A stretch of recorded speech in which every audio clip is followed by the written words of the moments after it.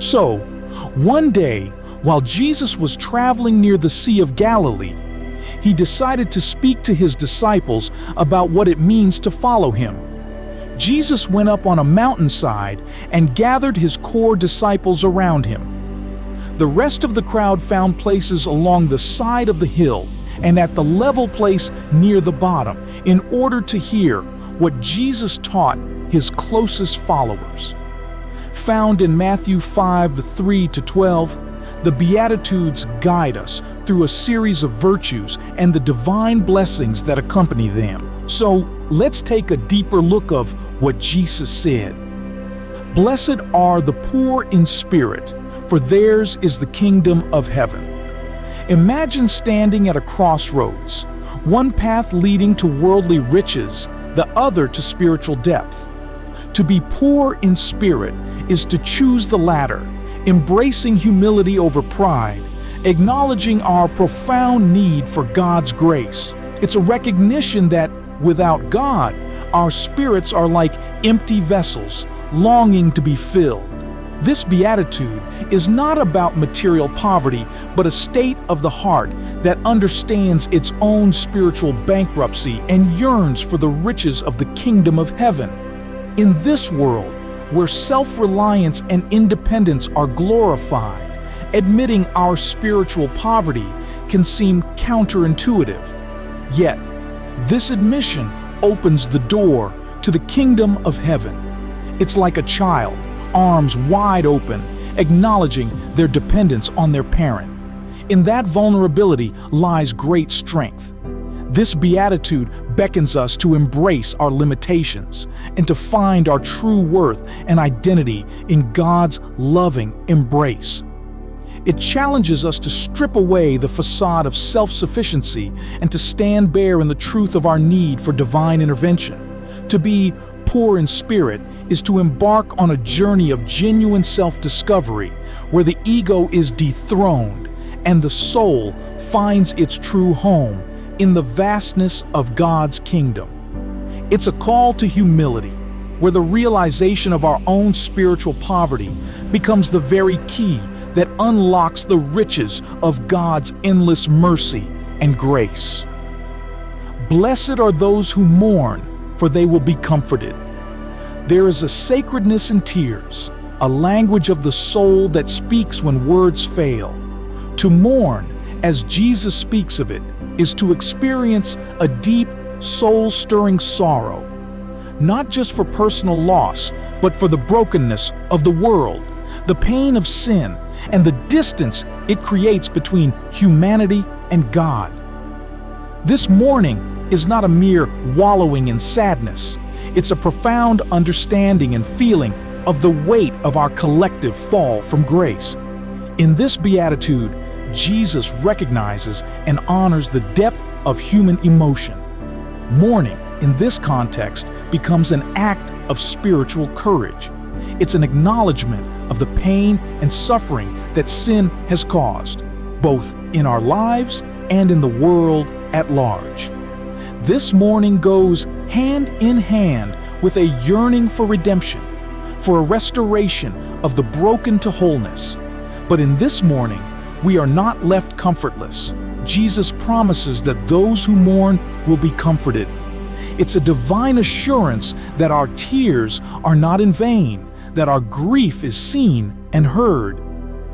This comfort is not just an emotional balm. It is the comforting presence of God Himself, walking alongside us in our darkest moments, wiping away our tears and slowly transforming our sorrow into joy. To mourn, then, is to engage deeply with the reality of our world's fallen state, to allow our hearts to be moved by the things that move the heart of God. It's in this mourning that we find a paradoxical joy. The comfort of God's presence, the promise of His redemption, and the hope of a future where every tear will be wiped away and sorrow and sighing will be no more. Blessed are the meek, for they will inherit the earth. In a world that often equates meekness with weakness, this beatitude stands as a countercultural declaration. Meekness, as portrayed by Jesus, is not about lack of strength, but about power under control. It's a gentle strength, a quiet resolve that chooses humility over arrogance, gentleness over aggression. The meek are those who have tamed the ego, who approach life with a sense of calm assurance, grounded in their identity in God. To be meek is to walk with a quiet confidence, not needing to dominate or overpower others to feel secure. It's an inner strength that comes from a deep trust in God, a willingness to yield to His will rather than asserting our own. The meek are those who can absorb injury without retaliating, who can face insult without seeking revenge. They are the ones who, like a tree planted by streams of water, bend in the winds of adversity without breaking. This beatitude promises that the meek will inherit the earth. It's a profound reversal of worldly values, where the aggressive and the domineering often seem to come out on top.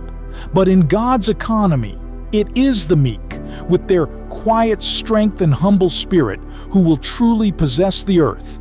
It's a promise that the values of God's kingdom will ultimately prevail, that gentleness will triumph over aggression and humility over pride.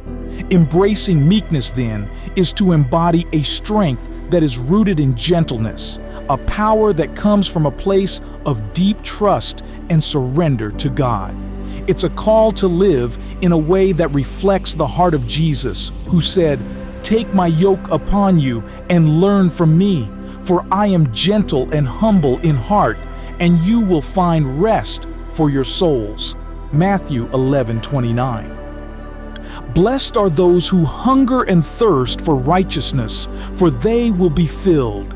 Imagine a deep, unquenchable thirst or a hunger that gnaws at the soul. This is the kind of longing Jesus speaks of in this beatitude, a profound, all-consuming desire for righteousness. It's a hunger not for mere moral correctness, but for a right relationship with God and a just world where His values reign supreme. To hunger and thirst for righteousness is to seek God's will in every aspect of our lives, to yearn for justice and fairness in our dealings with others, and to actively pursue a life that reflects God's character. It's an acknowledgement that without God's righteousness, we are spiritually malnourished, desperately in need of His life-giving sustenance. This hunger and thirst are not passive. They drive us to action. They compel us to work for justice, to be agents of God's righteousness in a world riddled with injustice and inequity. They lead us to stand up for the oppressed, to be a voice for the voiceless, and to embody the values of the kingdom of God in our daily lives. Jesus promises that those who have this hunger and thirst will be filled. It's a divine assurance that our pursuit of righteousness is not in vain. God will satisfy this deep longing with His presence, His justice, His peace. This filling is not just a future promise, but a present reality as we experience the joy and fulfillment that comes from living in alignment with God's will and purposes. To hunger and thirst for righteousness, then, is to embark on a lifelong journey of pursuing God's heart, of seeking to embody His values and principles in our lives. It's a journey marked by a deep satisfaction that comes from knowing we are aligning our lives with the purposes of the Creator, participating in His work of bringing justice, peace, and righteousness to our world. Blessed are the merciful, for they will be shown mercy. Mercy, in the kingdom of God, is not just an abstract concept. It's a tangible expression of love and compassion. To be merciful is to extend forgiveness to those who have wronged us, to show compassion to those in need, and to treat others with kindness and grace, even when they don't deserve it. It's a reflection of the heart of God, who is rich in mercy and abounding in steadfast love. This beatitude calls us to a life of mercy, to be people who are quick to forgive, slow to judge, and eager to help. It's a challenge to look beyond our prejudices and biases, to see the humanity in everyone, and to extend the same mercy to others that we desperately need for ourselves. Jesus promises that the merciful will be shown mercy. It's a beautiful cycle of grace. As we extend mercy to others, we too experience God's mercy in our lives. This promise encourages us to live with open hearts, to be generous in our forgiveness and compassionate in our actions. It's a reminder that in the economy of God, mercy begets mercy, and grace flows freely to those who are gracious to others. To be merciful, then, is to mirror the heart of God, to be His hands and feet in a world that is often harsh and unforgiving. It's a call to live out the gospel in practical, tangible ways, to embody the mercy and compassion of Jesus in our interactions with others.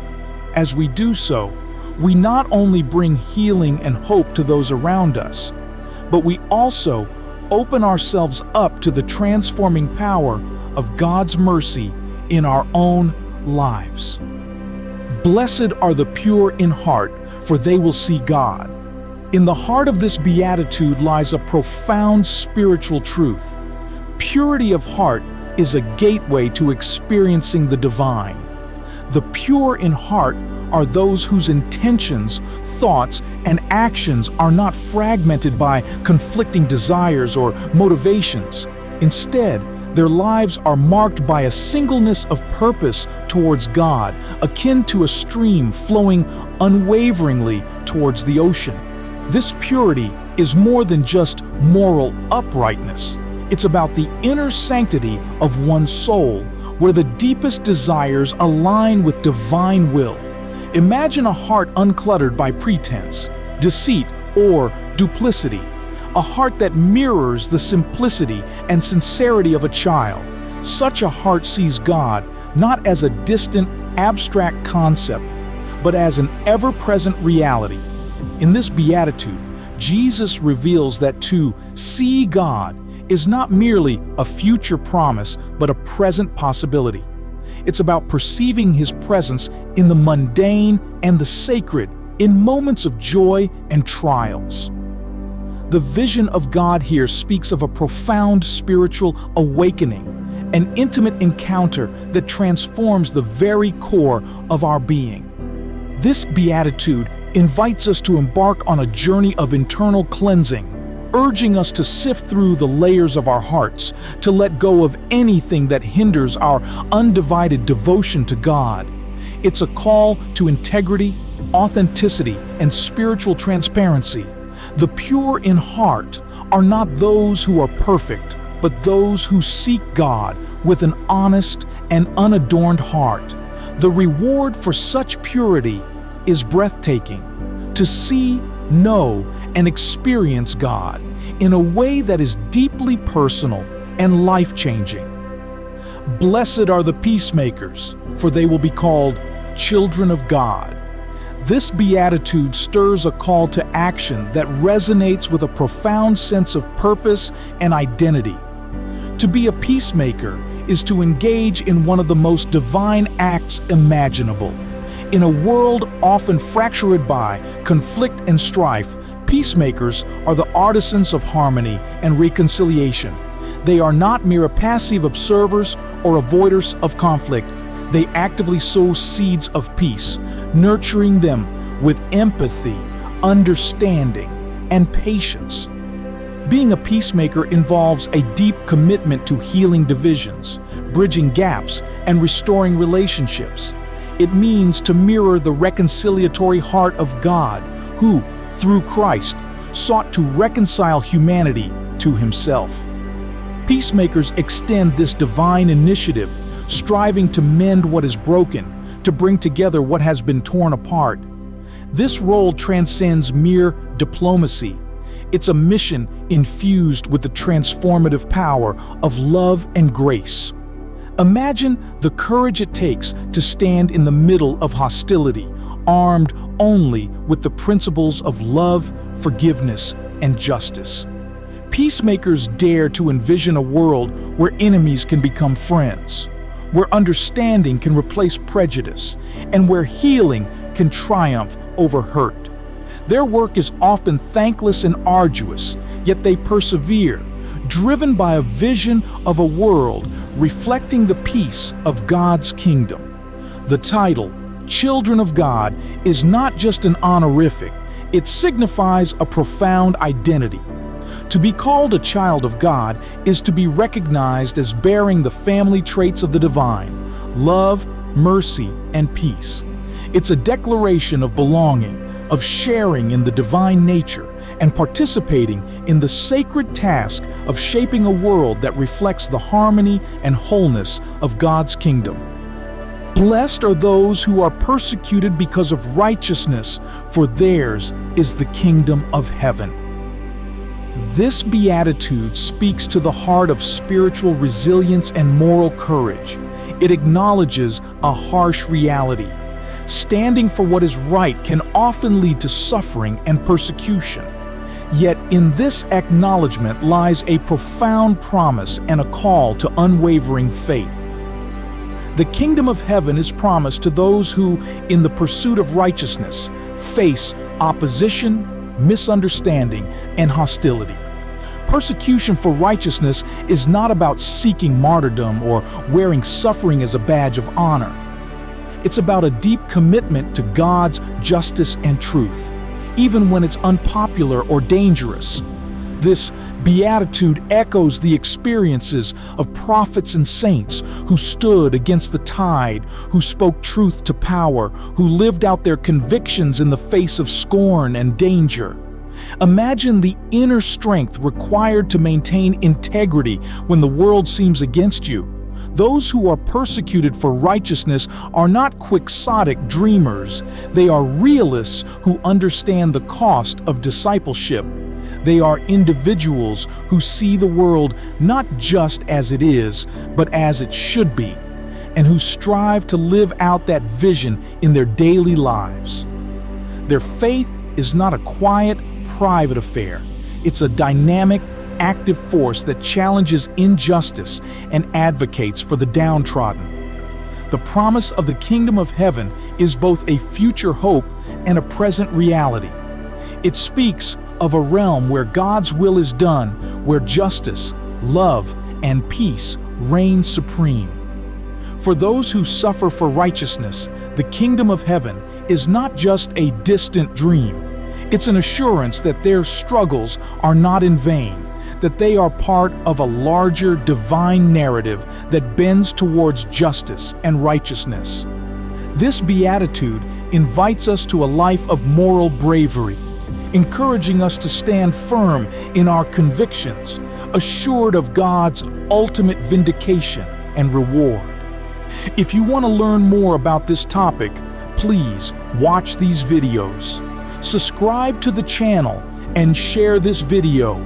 I will be reading the comments. God bless.